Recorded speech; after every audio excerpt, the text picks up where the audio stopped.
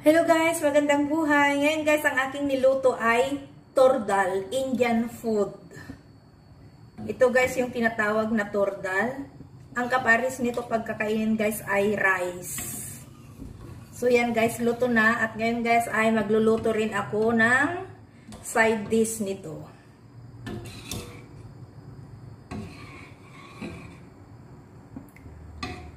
Yung itim guys is yung chili, dry chili yan.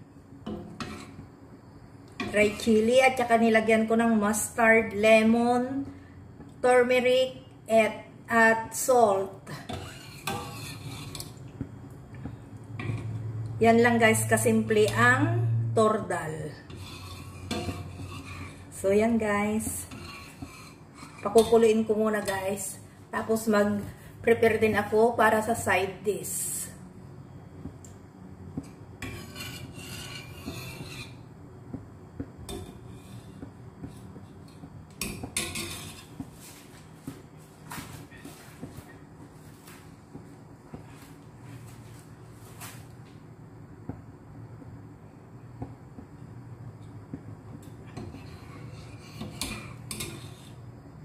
Ito naman guys ay yung ating paneer, cottage cheese. Gagawa ko ng tandoori paneer,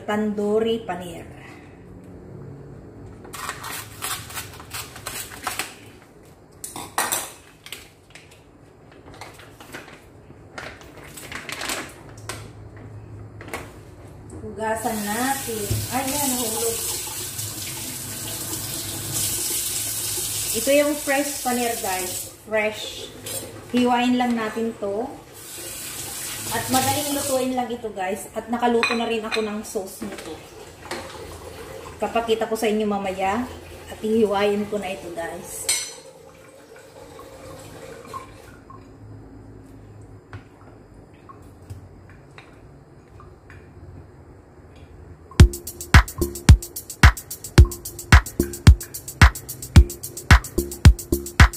Ganyan isa.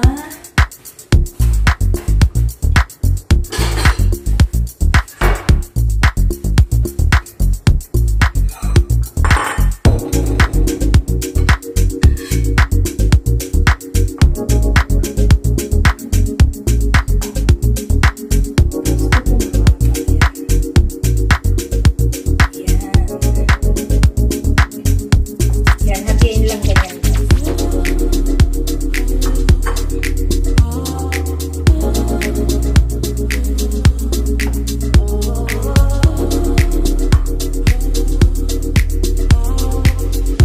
Vegetarian food ang aming dinner.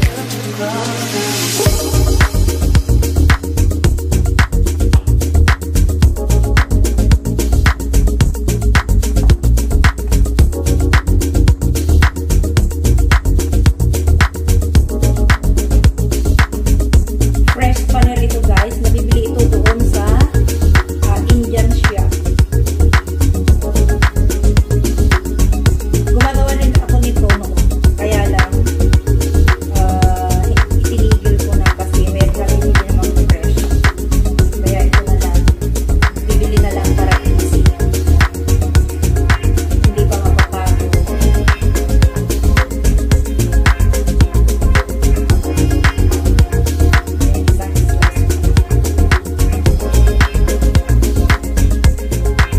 Hindi ko lutuin na kasi wala pa. So yan guys yung ating paneer.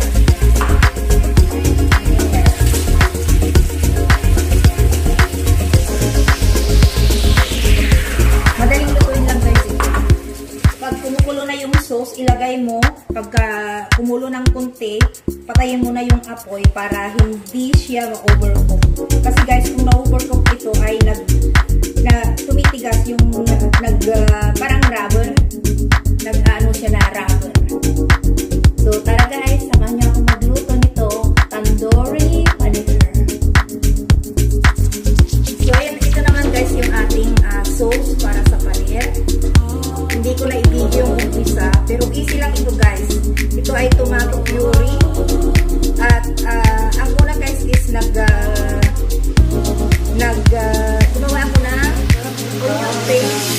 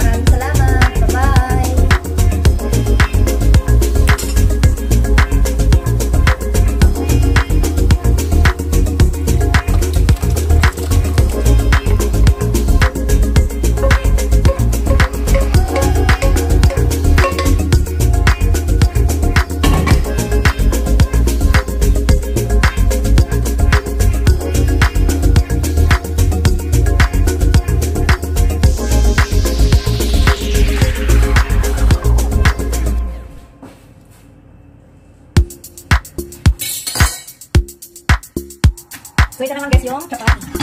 Iinit lang.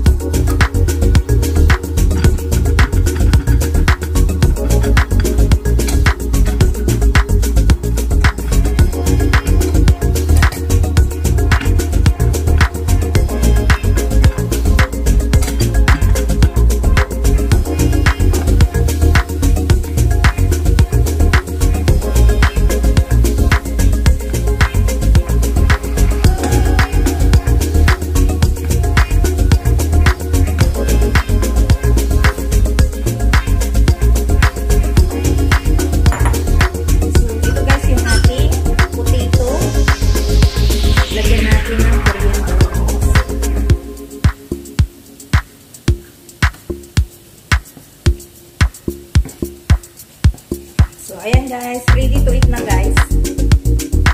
Ito ang isang side dish sa vegetarian food.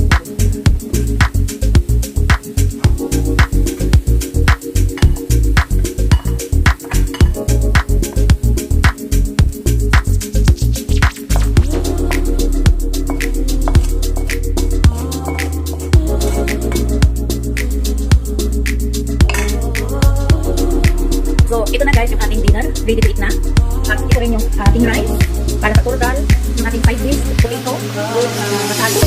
At ito yung tandoori, paneer. At yung ating chapati. At meron din tayong Indian salad guys. Ito guys, cucumber, tomatoes, at saka onion at coriander leaves.